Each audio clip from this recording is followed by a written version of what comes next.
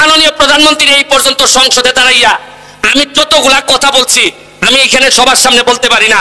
যতগুলা কথা বলছি আমি, জননেত্রী শেখ হাসিনা কিছু কিছু কথায় আমার দিকে তাকান নাই, নিচের দিকে তাকাইছিলেন, কিন্তু সবগুলা কাজের কথার ব্যাপারে উনি। আসসালামু আলাইকুম দর্শক মণ্ডলী, হঠাৎ করে ব্যারিস্টার সুমনের একটি বক্তব্য কিন্তু সামাজিক যোগাযোগ মাধ্যমে দর্শক মণ্ডলী টোটাল বাংলাদেশকে কিন্তু এক কথায় বলতে গেলে নাড়িয়ে দিয়েছে।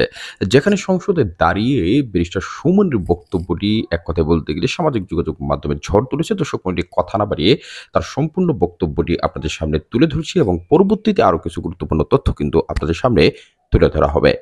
তারপরে মাননীয় প্রধানমন্ত্রী এই পর্যন্ত সংসদে দাঁড়াইয়া আমি যতগুলা কথা বলছি আমি এখানে সবার সামনে বলতে পারি না। যতগুলা কথা বলছি আমি, জননেত্রী শেখ হাসিনা কিছু কিছু কথায় আমার দিকে তাকান নাই, নিচের দিকে তাকাইছিলেন, কিন্তু সবগুলা কাজের কথার ব্যাপারে উনি অ্যাকশন নিছেন। এটাই আমার সবচেয়ে বড় প্রাপ্তি। আমি নৌকা পাই নাই, কিন্তু বঙ্গবন্ধু কন্যা জননেত্রী শেখ হাসিনার আশীর্বাদ এবং দোয়া আমি পাইছি। মাননীয় সদস্য সৈয়দ সাইদুল হক হবিগঞ্জ ৪ সম্পূর্ণ প্রশ্ন করুন। মাননীয় স্পিকার, আমার নির্বাচনী এলাকা হবিগঞ্জ ৪ মাধবপুর চুনারঘাটে হয় নাই। মাননীয় প্রধানমন্ত্রীর সামনে দাঁড়াইয়া সাহস করে বলছিলাম যে মাননীয় প্রধানমন্ত্রী, মাননীয় স্পিকার, এমন এক দেশে জন্মাইছি যে দেশে উদ্যোক্তার চেয়ে দালালের দাম বেশি। আমাদের কাছ থেকে কিনে নেয় ১০০ টাকা, আরে আমাদের দালালরা সিন্ডিকেটরা ১ কেজি চার দাম হইল গিয়ে রাখে ৪০০ টাকা। এরা তো ৩০০ টাকা প্রতি কেজিতে লাভ, আর মরছে আমার শ্রমিক আর মালিকরা। এই জন্যই আমার নির্বাচন একটা গুরুত্বপূর্ণ কথা ছিল যে মজা মারে ফজা ভাই আর আমরা খালি বইটা ভাই, হবে না হবে না হবে না। আর এই ফজা ভাইদের বিদায় দিয়া সারমো আমি।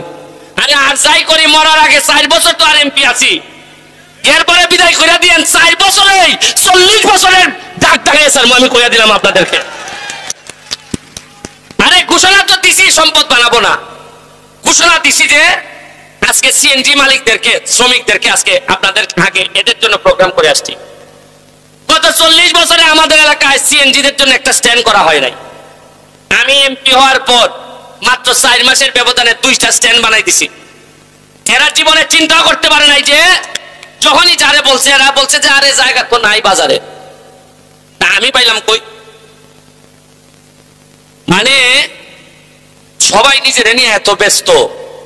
শ্রমিকদের আন্দোলনের কথা একমাত্র শ্রমিকদের পক্ষে ওই ১লা মেতেই পাঞ্জাবি পরে আইসা নেতারা কথা বলে, এরপরে আল্লাহর কসম করে এরা কোনো কাজ করে না। লম্বা লম্বা বক্তব্য দেয়, পুরাইলাইমো বাঙ্গালাইমো দেখতাছি। আচ্ছা বলেন তো, আমার একটা কথা বলেন, আমি কি সোনারঘাটের মাধবপুরের একমাত্র এমপি? এর আগে কি এমপি মন্ত্রী ছিলেন না? এই সারা সিলেট বিভাগের মধ্যে এমপি আছেন ১৯ জন। কতজন? আর চা বাগানের শ্রমিকদের ভোট নেন, চা বাগানের শ্রমিকদের কথা বলেন, নেত্রীর কাছ থেকে সুবিধা নেন, এরকম এমপি আছেন মিনিমাম ১০ থেকে ১২ জন। কেন? চা বাগানের মানুষের ভোট নিছেন। আর এক পাশ আমার চেয়ে বড় বড় পদবীধারী এমপি মন্ত্রীরা ছিলেন, আছেন সিলেট বিভাগের, আছেন চট্টগ্রাম বিভাগের। একবার কি দাঁড়াইয়া প্রধানমন্ত্রীর সামনে বলতে পারেন নাই যে চা বাগানের লক্ষ মানুষের ভোট নিছে? একটা মিনিটের জন্য দাঁড়িয়ে বলতে পারেন নাই যে আমাদের শ্রমিক মালিকরা মরে যাচ্ছে, চা বাগান ধ্বংস হচ্ছে, ধ্বংস থেকে বাঁচান মাননীয় প্রধানমন্ত্রী। এই যে আজকে যে আমি দাঁড়াইছি, মনে করেন এই খবর দেওয়ানদির মালিকের কাছে যাবে না? দেওয়ানদির মালিক মেয়েরা ফোন করে কইব যে এ কিন্তু সেট ছেড়ে বউ, এটা কইব এ সেট ছেড়ে টাকা লাইন দিলাও কিছু। আপনি কি মনে করেন কইতো না? এমনও কইতে পারে এ কিছু ভাগলা আছে, কুম্বালা কিতা করে ঠিক নাই। মানুষের জীবনে সৎ মানুষ হইলে কিছু ভাগল হন লাগে, নাইলে এটা ঠিক করন যায় না।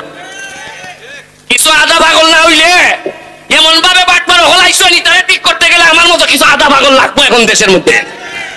কথায় কথায় বঙ্গবন্ধুর আদর্শের সৈনিক, তোমার খাম কিতা একবার মেরে দেন। তুমি বঙ্গবন্ধুরে সম্মানিত করবাই, তুমি জননেত্রী শেখ হাসিনার হাতকে শক্তিশালী করবাই। কেমনে? মুখে মুখে আইনজার করে টানি জায়গা, এগুলা হবে না। আমি মাননীয় প্রধানমন্ত্রীর সামনে দেখুন, আমি তো ইগলের এমপি, আমার সৌভাগ্য হয় নাই আমি এমপি হব নৌকা দিয়া। তারপরে মাননীয় প্রধানমন্ত্রী এই পর্যন্ত সংসদে দাঁড়াইয়া দর্শক মণ্ডলী, আপনারা এতক্ষণ ধরে কিন্তু ব্যারিস্টার সুমনের বক্তব্যটি শুনে আসলেন। সে আলোকে আপনাদের মূল্যবান মন্তব্য অবশ্যই কমেন্ট বক্সে লিখে জানিয়ে দিতে ভুলবেন না। অপরদিকে আপনারা জানেন যে আবারও কিন্তু দেশে গরম, তীব্র গরম অর্থাৎ হিট অ্যালার্ট জারি করেছে। সেই সংক্রান্ত একটি সংবাদ প্রকাশ করেছে দৈনিক মানবজমিন। সেখান থেকে আপনাদের আমি পড়ে শোনাচ্ছি। আবারও হিট অ্যালার্ট জারি করেছে আবহাওয়া বিভাগ। বুধবার রাতে এক বিজ্ঞপ্তিতে জানানো হয়, রাজশাহী, রংপুর, ঢাকা, খুলনা, বরিশাল বিভাগের উপর দিয়ে চলমান তাপপ্রবাহ সন্ধ্যা ৬টা থেকে পরবর্তী ৪৮ ঘন্টা অব্যাহত থাকতে পারে। এ সময় জলীয় বাষ্পের আধিক্যের কারণে অস্বস্তি বাড়তে পারে। এর আগে এপ্রিলে বেশ কয়েকবার তীব্র তাপপ্রবাহের কারণে হিট অ্যালার্ট জারি করা হয়। এদিকে আগামী ২৪ ঘন্টার পূর্বাভাসে বলা হয়, অস্থায়ীভাবে আংশিক মেঘলা আকাশসহ সারা দেশের আবহাওয়া প্রধানত শুষ্ক থাকতে পারে। রাজশাহী, রংপুর, খুলনা ও সিলেট বিভাগসহ টাঙ্গাইল, ফরিদপুর, মাদারীপুর, কিশোরগঞ্জ, নেত্রকোনা, রাঙামাটি, কুমিল্লা, নোয়াখালী, ফেনী, কক্সবাজার, ভোলা ও পটুয়াখালীর উপর দিয়ে মৃদু তাপপ্রবাহ বয়ে যাচ্ছে এবং এটিও অব্যাহত থাকতে পারে ও বিস্তার লাভ করতে পারে। সারা দেশে দিন ও রাতের তাপমাত্রা সামান্য বাড়তে পারে। শুক্রবারের পূর্বাভাসে বলা হয়, অস্থায়ীভাবে আংশিক মেঘলা আকাশসহ সারা দেশের আবহাওয়া প্রধানত শুষ্ক থাকতে পারে। চলমান তাপপ্রবাহ পরিস্থিতি অব্যাহত থাকতে পারে। সারা দেশে দিন ও রাতের তাপমাত্রা প্রায় অপরিবর্তিত থাকতে পারে। এদিকে গত ২৪ ঘন্টা ঢাকার সর্বোচ্চ তাপমাত্রা ছিল ৩৫.৩, রাজশাহীতে ৩৭.৪, রংপুরে ৩৭, ময়মনসিংহ ৩৫.৫, সিলেটে ৩৬.৪, চট্টগ্রামে ৩৫.৪, খুলনায় ৩৬.২ এবং বরিশালে ৩৫.১ ডিগ্রি সেলসিয়াস তাপমাত্রা রেকর্ড করা হয়েছে। দর্শক মণ্ডলী, এই ছিল সর্বশেষ পাওয়া আপডেট সংবাদ। এই সম্পর্কিত পরবর্তী আপডেট পেতে আপনারা অবশ্যই আমাদের চ্যানেলটিকে সাবস্ক্রাইব করে বেল আইকনটি বাজিয়ে সাথে দেখবেন। ধন্যবাদ সবাইকে। আসসালামু আলাইকুম।